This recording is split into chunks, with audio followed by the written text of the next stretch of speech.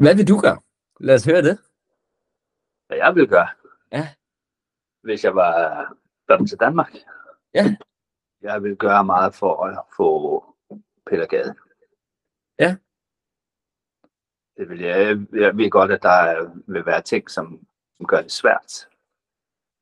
Men jeg vil prøve at gå ret langt for at se, om jeg kunne få Peter. Hvorfor? Ja, men Peter har jo den her kant, Ja, som jeg synes, der skal til.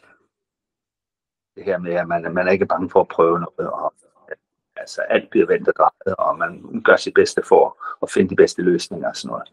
Og der kender jeg jo Peter fra dengang han var 18 og til i dag, ikke? Altså, der har jeg kendt ham hele vejen igennem, og ved, at han står for at prøve at finde løsninger og have ja. den kant i tingene.